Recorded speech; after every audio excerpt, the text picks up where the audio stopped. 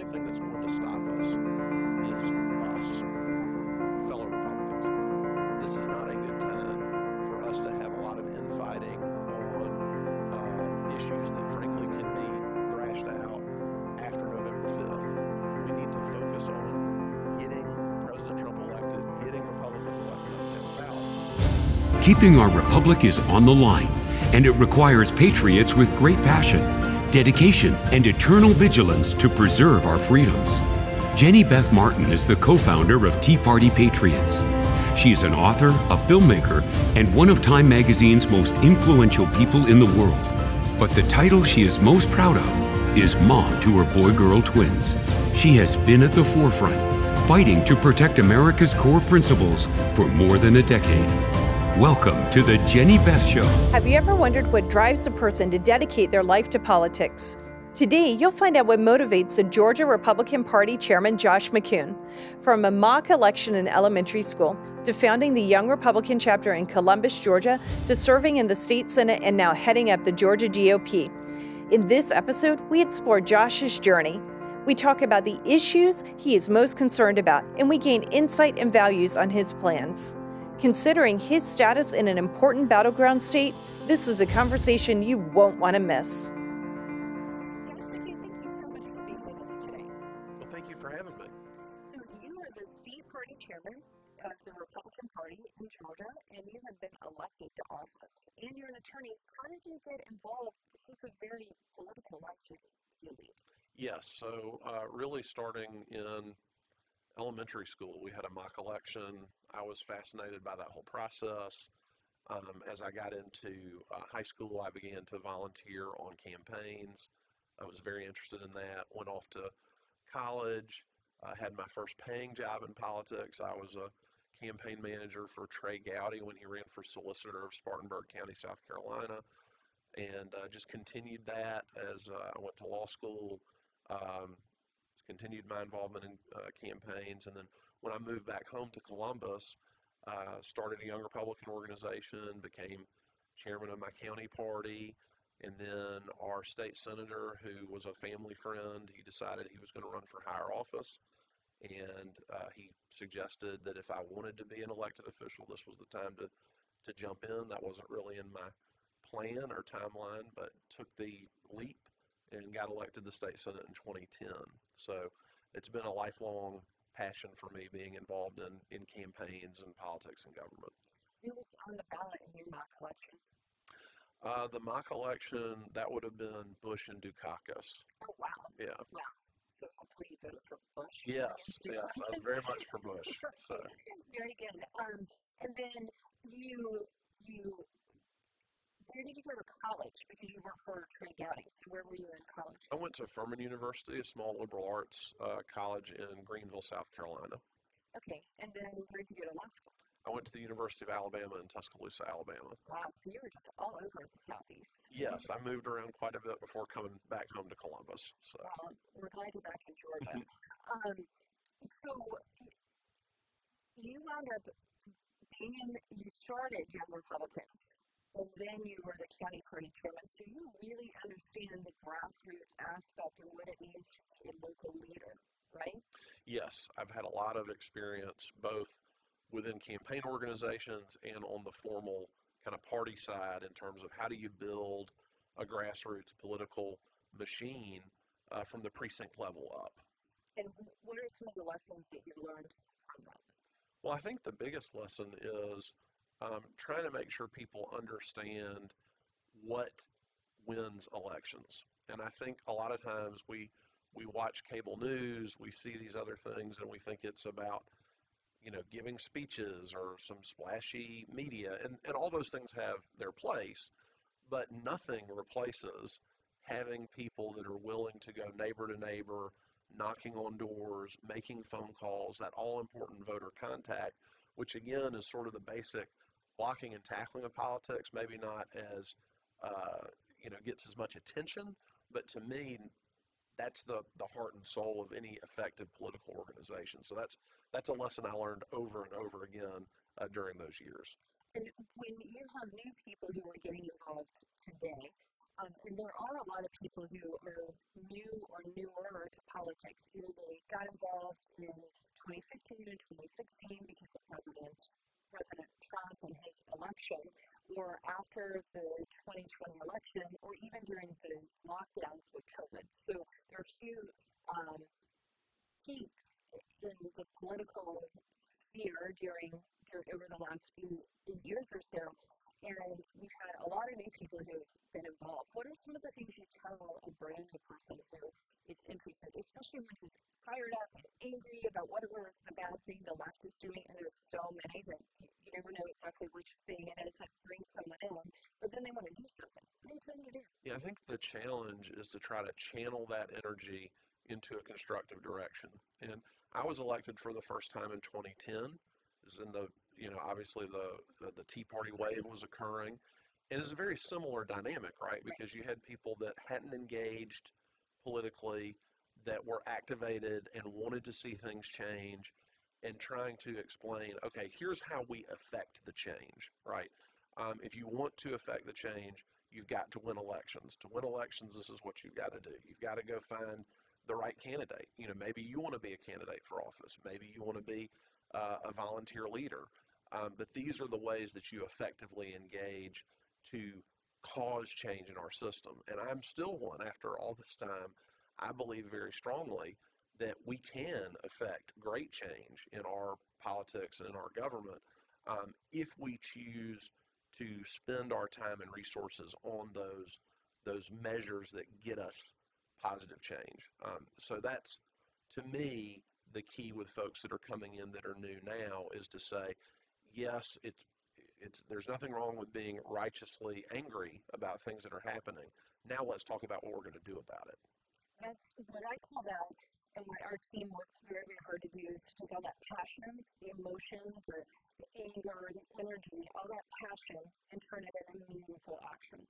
And that's what we strive to do at Tea Party Patriots Action Day after today. Sometimes it's easier than other times, but that's what we really work to do. We do it a little bit differently. We do use our super PAC and engage in elections, where a lot of our work is on the legislative side.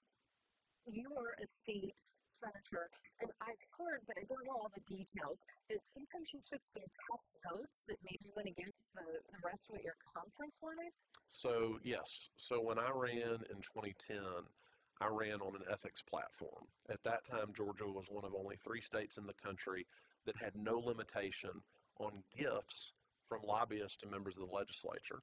And famously, we had, back at that time, the Speaker of the State House, his family, his staff, their family, taken to Europe on a vacation, ostensibly to study high-speed rail, a 6-figure amount that was spent. I don't think there was any expectation the lobbyist was going to disclose that, but the lobbyist did. And so we wanted to bring forward a $100 limitation on lobbyist gifts, which I thought was a pretty modest position to take. It was a firestorm at the legislature. It took 3 years to get anything done on that. I introduced religious freedom legislation that wound up, unfortunately, being controversial. I don't know why people think protecting your free exercise right under the First Amendment is controversial. I was very frustrated about a lot of process issues at the legislature. One of those was in the state Senate, we did not live stream our committee meetings. Now, this is 2013, 2014. And so Periscope, for those of you that might remember what that was, but one of these apps that allowed you to live stream from your phone, I'd been demanding for years that they do it. And then finally, I just told the committee chairs on the committees that I served, I said, I've bought myself a tripod for my little cell phone, and I'm going to live stream every committee meeting I participate in until we get the money to do that. I wanted recorded votes on amendments on the floor because that wasn't happening. And so you would have people go to the back of the Senate chamber, stand behind a pillar and kind of have alligator arms voting yes or no on things. And people didn't know how their representative was voting. So none of these things put me on a lot of Christmas card lists. I was not out to create strife. These were just all things that I thought were common sense. They were the reason that people, to go back to an earlier question you said, people in the Tea Party movement, they wanted to see openness and transparency in their government. Right. And so That's not everything I did, but that maybe gives you some flavor of what I did while I was there. Well, and you're right. When we first started, we were for fiscal responsibility, constitutionally limited government, and free markets. When we kind of talk about it different now, we see personal freedom, economic freedom, and a debt-free future. It means the same. We just say it a little bit fewer syllables. But we wanted less government spending. We still want less government spending because we know that if we do that, then it shrinks the power of the government as well. It's very hard to do that if you don't even know how people are voting, because it's hard to go back and hold them accountable as a voter if you don't know how your elected officials are voting on legislation. Right. And, it's hard to engage in the process. At that time, if you had a controversial issue, that committee room would fill up. And so if you couldn't get to downtown Atlanta on a working day and spend your entire day over there, you had no way to know what happened in the committee meeting. You had to rely on the Atlanta Journal-Constitution or Georgia Public Broadcasting to give you some kind of summary of what happened. So I'm very appreciative that Senate leadership did find the money, wired the rooms. Now, of course, everything's live streamed. Whether you're in Brunswick or Bainbridge or somewhere in between, you can see everything that your legislature is doing, which allows you to, again, have that more effective action we were talking about. That's very good. And then you mentioned religious freedom. And you talked about getting involved in the Republican Party, the mock election. What makes you a Republican? And are you a conservative? I certainly consider myself a conservative. I believe in, economic freedom. One of the things, I'm an attorney is my profession. I had a client, a physician from the Philippines, and his family was all still in the Philippines. And I asked him one time, I said, "Why did you come to America?" And he said, "Well, Josh, my father was a cobbler. Not that there's anything wrong with that line of work. But he said, but I didn't want to do that. I wanted to do something else. And if I had stayed in the Philippines, that's what I would have had to do. But in America, I have an opportunity. I have a chance." And so I want to see that the culture and the laws that allow that to happen for folks to continue that economic freedom. I also feel very strongly in the traditions of this country. People put it a lot of different ways. Some people call it social conservatism. Some people call it values voting. But I believe strongly in protecting innocent human life. I believe strongly in protecting the right of people of every faith to practice their faith the way they see fit. You think about COVID and you think about what happened to churches and temples in many states. We didn't have that problem really here in Georgia. But if you're in the wrong state, and corporate worship is central to what you believe in terms of your eternal destiny, the idea that the government was going to stand between you and that, to me, is incredibly offensive. So economic freedom, the sort of social conservative issues I think a lot of us talk about, and then finally national security. And for me, from a national security perspective, it's not just how we project American power around the world, but it's what President Trump has talked about over and over again in terms of being able to control our borders and ports of entry. I feel like we are the only developed nation on earth that actually has a policy of saying, we're not going to protect our border. We're not going to protect our ports of entry.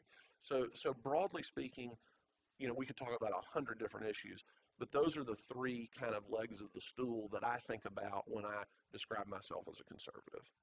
I think that these are really important, and oftentimes the conservative movement is thought of either in a 3 or 4-legged stool. So that makes sense.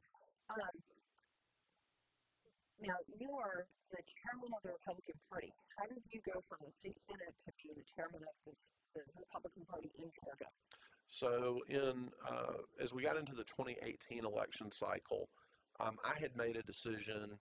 I'd gotten married. I had some other things changing in my life. I had sort of decided this chapter of being in the state legislature, I'm ready to move on. I don't really believe in formal term limits, but I felt like 8 years was enough for me. And then when then Secretary Kemp decided to run for governor, in my law practice, I had handled election law cases. I was very concerned about the upcoming 2020 presidential election. I knew that we were going to be changing the method of voting in our state because the Diebold electronic voting machines were being decommissioned, and the next Secretary of State would get to decide that. So I decided to run for Secretary of State. I was unsuccessful in that election, but very grateful for the opportunity. Met some great people. It was a great experience for me. And then I sort of took a step back, stayed involved with the Republican Party, but was very happy to support my friend David Schaefer when he ran for party chairman in 2019, again in 2021. Really didn't have any plans to get involved at that level. When he made the decision not to run again and kind of looked around at, what the field looked like and everything else. And again, just like 2020, I felt like this election cycle was going to be so important that it was worth stepping up and trying to have the opportunity to volunteer in that role. So that's sort of how I went from being in the state Senate to where I am now. Okay, that is really good, and it stinks that you did not win. Just from the record, I'm saying that. When you look at the way we vote right now in Georgia and compare it to and how we will vote in the fall, and compare it to what happened in the laws and the processes that were in place in 2020, do you think we've made improvements, and what are they? And then what are other areas you think still need to be addressed before the election and addressed at some point legislatively? So it's a loaded question for you. Yeah, so to begin with, I think people should feel much better about where we are in 2024 than where we are in 2020.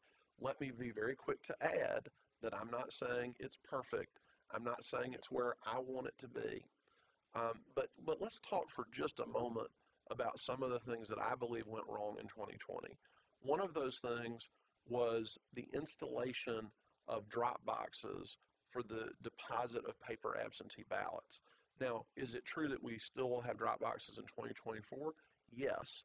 But in 2020, there was really no guidance about where these drop boxes were placed, what security measures were around the drop boxes, the times of day that they could be accessed.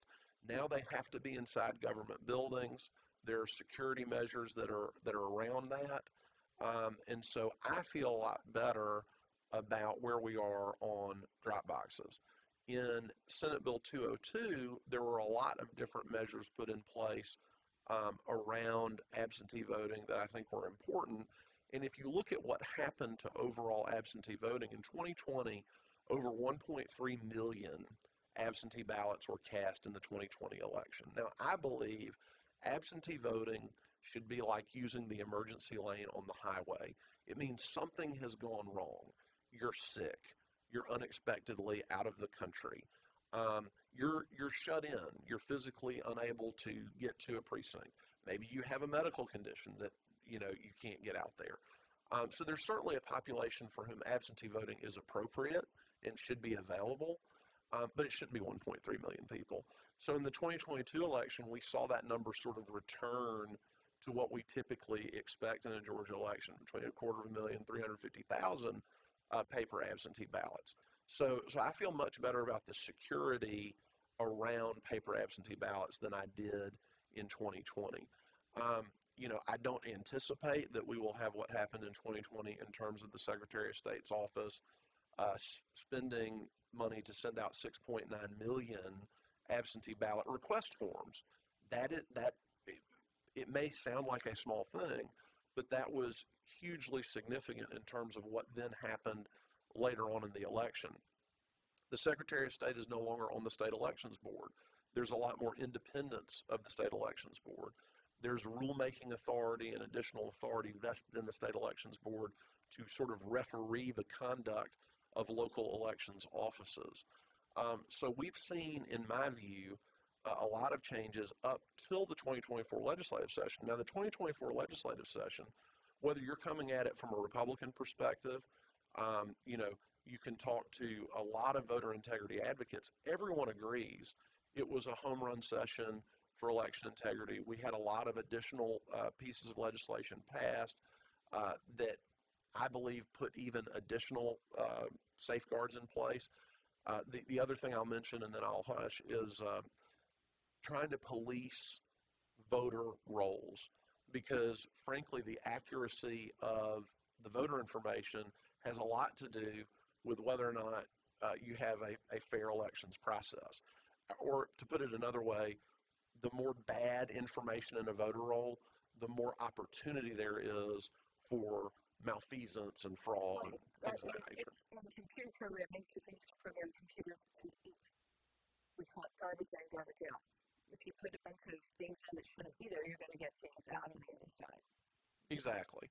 So, what I tell people all the time that have questions about elections processes because of what happened in 2020, they're hesitant. They say, well, why should I bother voting? The message that I've tried to deliver repeatedly to them is we have a lot more eyes on this process than we did in 2020. We have better laws than we did in 2020. But the most important thing is there is a 100% chance that if our people don't turn out and vote, we will not win the election. So we need everyone to turn out and vote. Now, if you're not comfortable voting on an electronic voting machine, then go ahead and request a paper absentee ballot.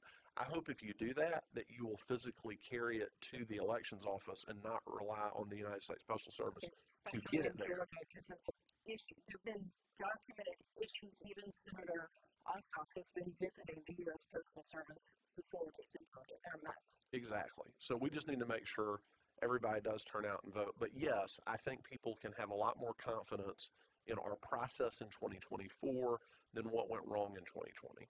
I think that makes a lot of sense. And when you were talking about the absentee ballots, there are a couple of other things I just want to highlight for people who may be wondering things about Georgia.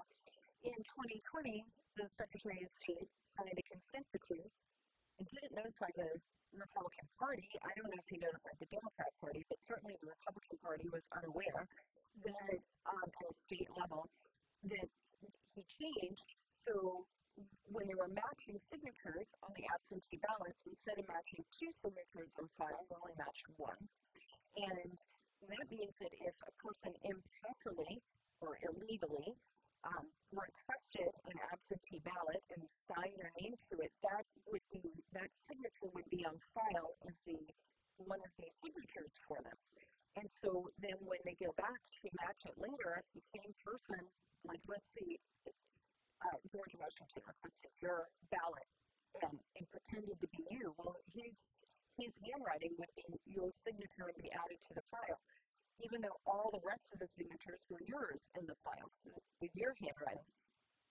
And then you get the ballot, you return it, and instead of matching to 2, so it'd be this one that doesn't match all the rest, they only match to 1. So it can match to that. And it created the opportunity for a lot of problems. And we know for certain from an affidavit in Cobb County, Georgia, that they were not properly matching the signatures on the absentee ballot requests. So that's a problem. But the good thing is that now you have to have your voter ID number or your driver's license number and include that and match that up. So it makes it a bit more secure, and it's also not just dependent on your signature. My signature kind of changes sometimes from time to time. So I think that is an improvement in the system. And then you were mentioning the 6.2 million applications that the Secretary of State sent. He also improperly, contrary to Georgia law, included a checkbox so that if you were, or maybe it was allowable, and I'm just wrong about this, but there was a checkbox, and if you check that box and you're over a certain age, you'll get all of your ballots sent to you for the entire election cycle, even though normally you have to request one for each individual election. And so that made it even increase the number of absentee ballots. That's part of how I think we got to the 1.2 million, and how some people were like, I never even requested this ballot and I got it for the general election. They may have requested it for the primary and checked the box without even knowing what they were doing. So I think those kind of problems are going away as well as we go into 2024. Yes, and I think that you're absolutely right that the sending out the absentee ballot request forms, there was no statutory authorization for the Secretary of State to do that. The Georgia General Assembly did not appropriate any funds to do that. He took federal funds that were made available during COVID and used those to do it on his own authority without any statutory authorization. Same thing with the drop boxes. That was an emergency rule that came about. So I do feel like the legislature has put a lot of guardrails up that were not present in 2020. And so I certainly have a much greater degree of confidence.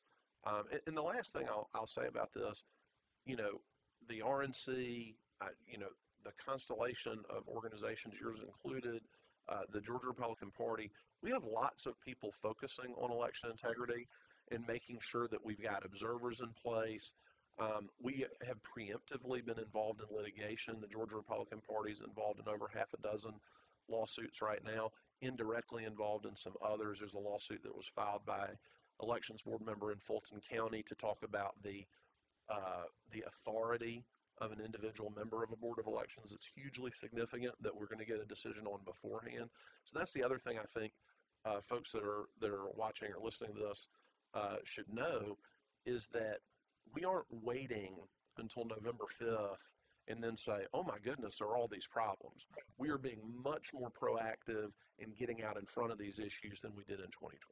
And the lesson, unfortunately, from 2020, at least for the time being, is that if you challenge it after the election, you don't really have any chance of getting the remedy that, even if the law allows for it, the courts aren't willing to step up and do that. So doing it ahead of time puts us all in a much better place. Exactly.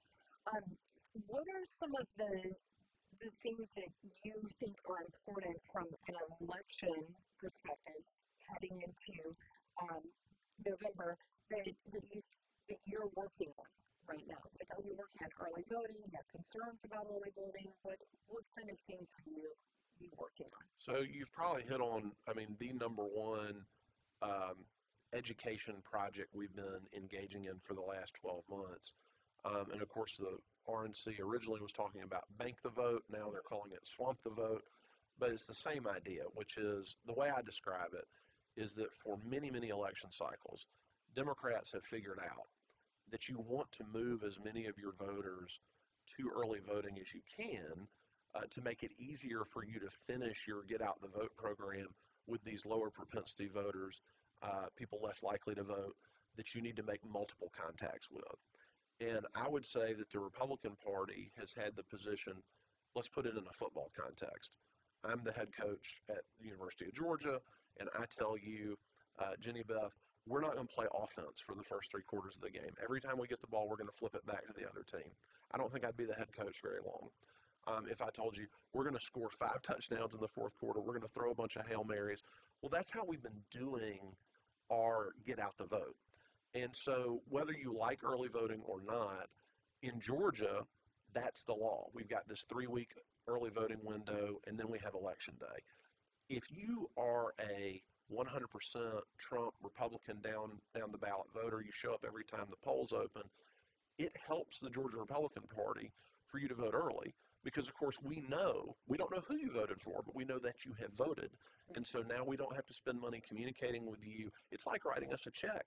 And we're able to take those additional resources and then go after those low propensity voters that we know if we get them to the poll, they're going to vote for President Trump. But they require just communication after communication to do it, and that costs money. So early voting is a hugely important initiative for us. I was very encouraged that more early voters in the May primary took a Republican ballot than a Democratic ballot. Obviously, that's not nearly the population we're going to have that votes in the general election, but we're going to continue to relentlessly push that message of please take advantage of early voting. If you're not comfortable voting on an electronic voting machine, request a paper absentee ballot as soon as the window opens. Get that paper absentee ballot, vote it, and then get it into your elections office as quickly as possible, because we get notice of that too through the credit for voting report. So that is really, really crucial, in my opinion, in terms of our success in the election. Okay, what you just said makes a lot of sense to me, but I want to go back through part of that a little bit slower for people who have never heard what you just described. So what traditionally happens when you're getting out the vote. You go through a period where you're identifying how people vote. Like you'll take a survey, or you knock on the door, you ask them on the phone, or however it might be, what their top issues are and how they plan to vote. Will you vote for Trump? Will you vote for whoever else? And you mark that. And then all the people who are not voting with you, you just kind of set those aside, because you might be able to persuade them to flip, but that costs a lot of money. So you're looking at the people you know will vote for your candidate, and then secondarily, people who are undecided, you might be able to persuade more easily to vote for your candidate. And then you put a lot of ads towards those people, right? Well, then you've got to make sure all those people who you completely identified as your candidate, you've got to make sure they vote, because you know they're going to vote for your candidate. They've already told you they will. And that takes money. You've got to watch their ballots and make sure they're turning it in. So if those people who've already decided how they're going to vote early, then you've got that money left over that you can use to try to persuade some of those undecideds. That's kind of what we're seeing there. But if the people who are voting for, like in this case, the election is coming up would be Trump, if they're voting for him, but they wait to vote until election day, I would imagine, we're not coordinating or anything, it's just Right. kind of common sense here, that you're going to be in other organizations like yours and like mine are going to be like, oh, those are the people we still have to go make sure they get out and vote. So you're spending time and money and volunteer power on those people that you could be doing on the undecided. And these are all, of course, finite resources. You Right. know, I mean, we only have so much money. We only have so many volunteer man hours. And so, again, that's why I say if someone votes early, it is like donating to us, because now you've freed up the resources that would have been spent, as you say, trying to get that person out on election day. The other thing I'll say, you know, I have people tell me all the time, Josh, it's my tradition. I like voting on election day. I'm not telling people that you can't vote on election day. What I am saying is things happen. In the presidential preference primary, I have someone that I work with at my day job, got called to meet me in Savannah for an emergency, had to get up at 5 o'clock in the morning on the day of the election, came down, met me at 9 a.m. We were working straight through. About 2 o'clock, we took a lunch break, and he looked up at me and said, Josh, I didn't vote, and he wasn't going to get home in time to vote. Now, he didn't know when he went to bed Monday night that was going to happen, but things happen. People get sick. People have accidents. I mean, all kinds of things happen. So if you go vote early, you've taken all of that off the table. You don't have to worry about it. And this is a little flip what I'm about to say, but I tell people all the time, I vote on the first day of early voting. And one of the reasons is if I get hit by a bus walking back to my car, my last act on this earth will have been to vote to fire Joe Biden, and the vote will count, right? So there's a lot of reasons, you know, the lines, the waiting, all of that is taken off the table if you just go ahead and vote early. So we're spending a lot of time on that. That's really good. I actually think right now in Georgia, early voting lines are much longer than election day, so you may still have to wait in line. Sorry, you may have to spend a little bit of time in line for early voting, but there's still a lot of advantages. And if you encounter a line, you can go back the next day. You show up at your precinct on election day, and you've allotted yourself an hour to vote, and there's a long line, and you've got to get to your kid's ball game, or there's something else that's pressing on you. There's no tomorrow, right? It's election day, so that's another reason to take advantage of early voting. All right, one other thing you said as you were describing all of that, you kind of talked about points on the board. This is something that we noticed happening, especially during the runoff in 2022.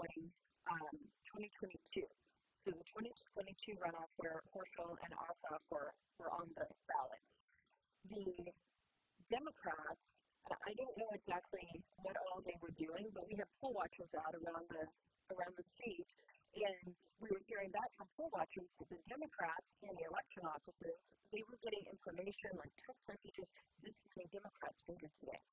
And then they were going, in the kind of the talk among the Democrats, after the polls closed, so they weren't campaigning, they were just chit-chatting, was that I said us, that's Warnock.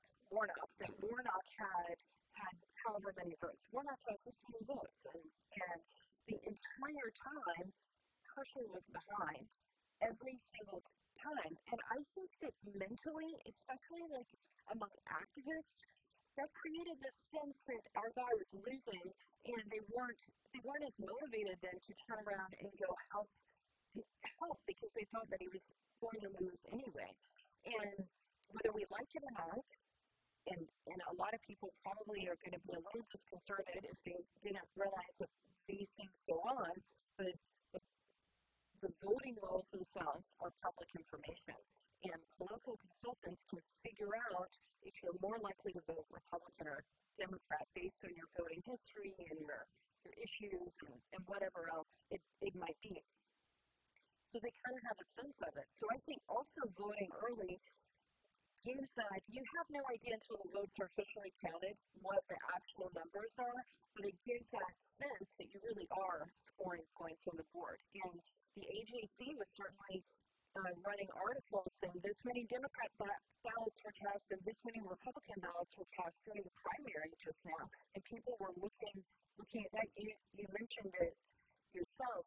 So it is actually, it's almost like a sporting event right now, and I'm not saying that's a good thing. It just is what it is. Well, so much of the reporting on campaigns and some voting behavior is about the horse race, and just to kind of extend the sports analogy for a moment, think about being at your favorite team's football game. Now, there's some diehard fans that this won't apply to, but you're in the third quarter and the opposition team's up 2 touchdowns. Stadium begins to empty out, right?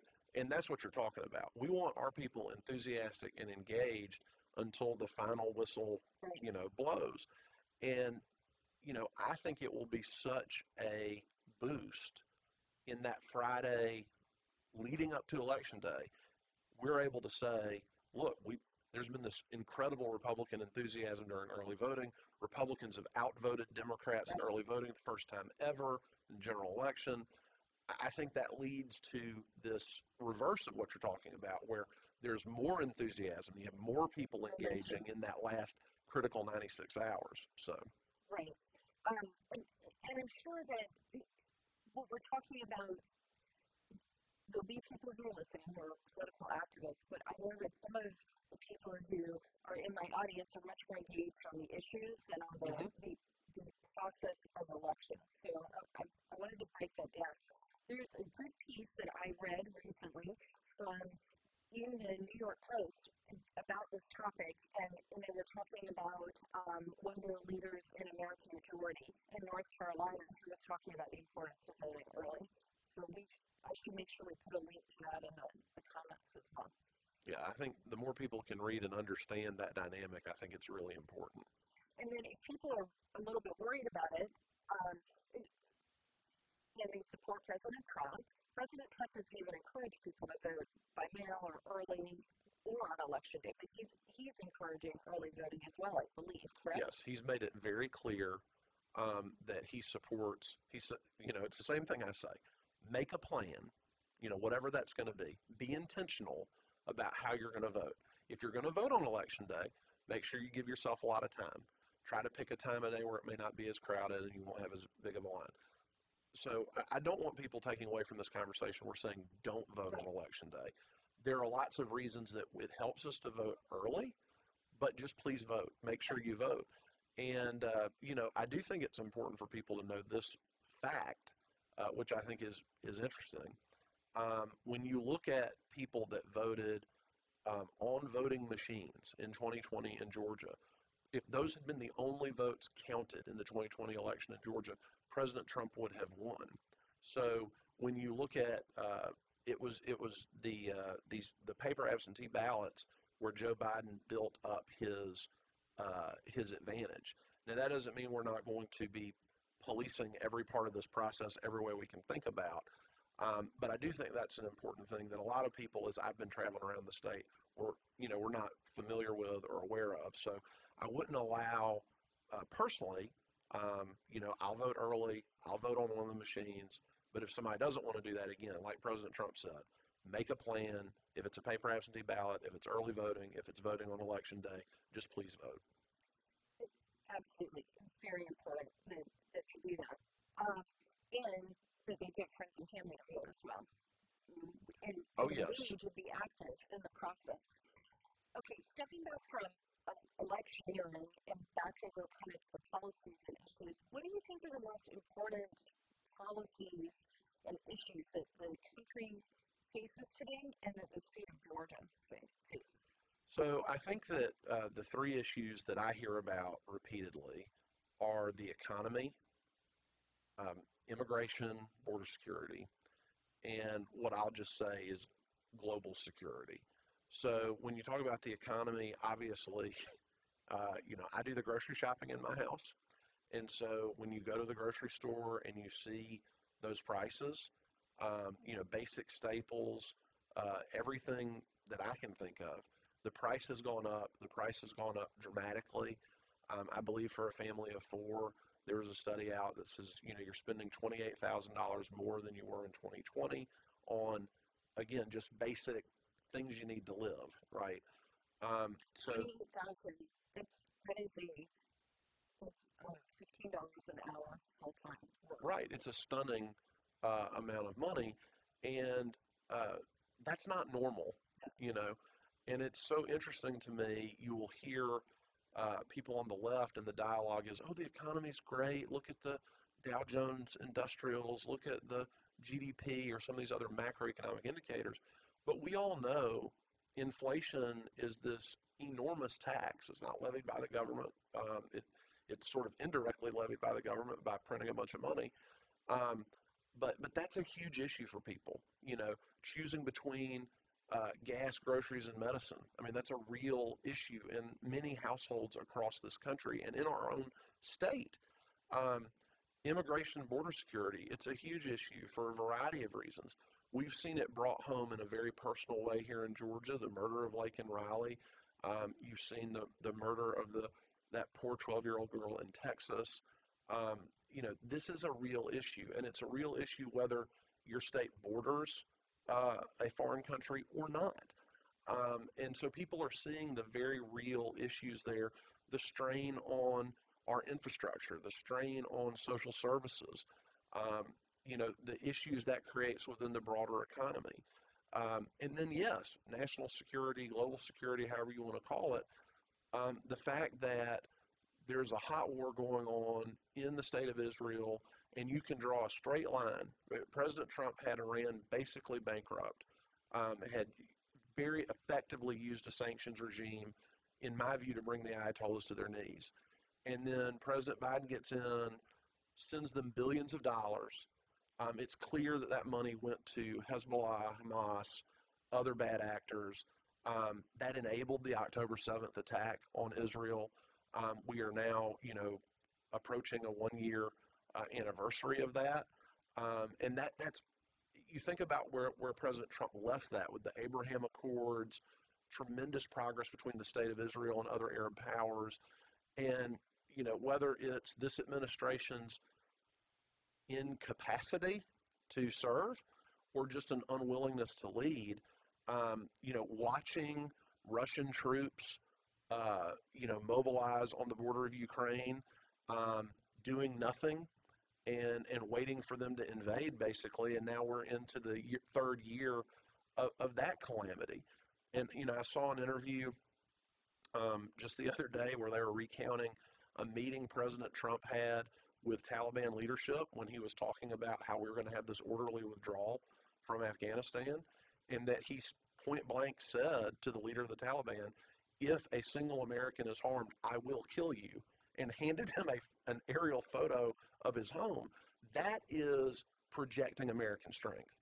And, when you create a more dangerous world, and when you allow military-age men from these countries that want to do Americans harm to just simply walk into our country, you're creating a very, very dangerous situation. So those are the three things that I am consistently hearing from folks. Economic anxiety about the border, and then this national security, global security issue. And when it comes to the national security, global security issue, it isn't just watching what's happening around the world and feeling unsure about it. There are people who are very concerned. They keep asking, are we about to have a world war? What does this mean? Are our sons and daughters going to be fighting and an active war? What's going to be happening? So it isn't just that you see this, that it's weakening other countries, but also people are worried about the ramifications to America, what may happen if we don't have a strong leader.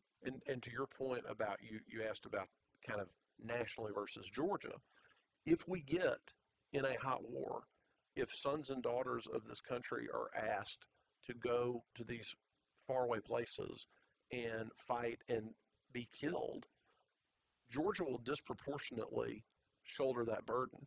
You know, if you know anything about Georgia and the military bases here and the many, many families with a long tradition of military service, that impacts our state. I'm not saying it doesn't impact every state, but it impacts our state in an enormous way. And so yes, we talk about these faraway places, but to your point, it has a direct and extremely personal potential cost if we don't get a hold of this situation and try to get where we were under President Trump, which was relative peace around the world and prosperity at home. I think that you summarize these issues very, very well. And the issues are the same issues that I'm hearing from people as well. Are there any challenges that you feel like you are facing as the chairman of the Republican Party in Georgia? So I tell people at almost every speaking opportunity, I say, you look at the polling on these issues that you and I just discussed. President Trump enjoys very significant advantages in polling on leadership on the economy, leadership on immigration, leadership on foreign policy.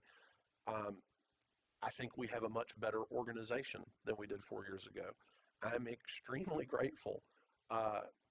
Several cycles back, it would be the Georgia Republican Party versus the Democratic Party, Fair Fight Action, New Georgia Project, and now we have, the great work that y'all are doing, the great work a number of other independent organizations are doing that are on the political right. So we have, in my opinion, there's so many ways we have the wind at our back. I think there are two significant challenges. What I tell people is the only thing that's going to stop us is us, fellow Republicans. We don't need, this is not a good time for us to have a lot of infighting on issues that frankly can be thrashed out after November 5th, whether that's personalities or politics or policies. We don't need to do that. We need to focus on getting President Trump elected, getting Republicans elected up and down the ballot. The other related issue, and I want to be very clear about this, you and I have already kind of discussed, I think you and I agree, there were significant election administration issues and problems with the 2020 election. So I'm not denying that. Right. Saying that because of that you're not going to vote, that you simply are not going to participate in the political process, that is a challenge. Now, is it, 1% of our potential voters that feel that way? Is it fewer? I can't tell you with any degree of certainty. I can tell you with regularity, when I go to a county Republican Party meeting, I'll have someone in that room say, well, it's rigged, I'm not going to vote, And we've got to strongly push back and say, every single one of us, we got to vote like our lives depend on it, so. And if you're saying that, why are they in the meeting? If you think it is so rigged, you can't even go take the time to do it. Why are you taking the time to go to a meeting that is trying to figure out how to get out of it, or to evaluate candidates, or to do a forum or debate, or whatever else it might be? Why do you care? I don't understand that. I think that you're either part of the problem or you're part of the solution. And you can complain about the problem, and you have to be able to name and identify the problem. And once you do that, then what is it going to be? You're either the problem or you're the solution. And it's hard sometimes to hear that as a volunteer, because a lot of volunteers, they come in angry, because anger is a great motivator. Well, you can see angry all the time, and you'll just be angry, or you can actually try to fix the problems that you're angry about. And so those are real challenges. You asked the question. I'm going to be frank and candid in my answer. I think we are combating those challenges effectively. I will say I've had many conversations that started off in that sort of angry tone. I'm throwing my hands up, and they ended with somebody saying, I am going to make a plan to vote. I am going to go knock on doors. I am going to work on that.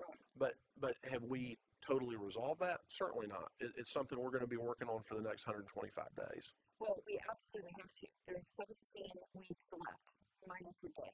So there is not a lot of time. And we have to make sure that people understand you've got to vote.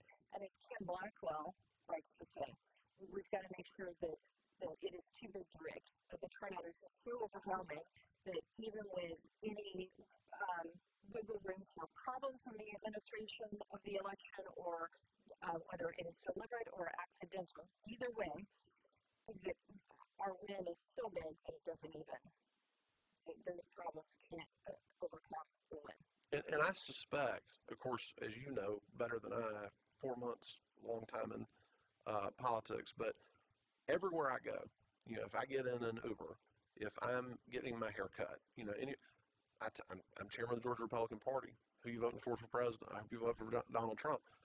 The support is coming from very interesting places. Yeah. There are places where I would have expected to maybe be chased out of the room, where people are saying, no, it was better under President Trump. I am voting for President Trump. So I don't want to leave anybody with the idea that nobody thinks the sky is falling, but we do have those challenges that we've got to face head on and be very frank and candid about it to knock those things down and get everybody out to vote. That's right. Okay, now one more thing. We're going to completely change gears. I hear you are a karaoke singer. That is true.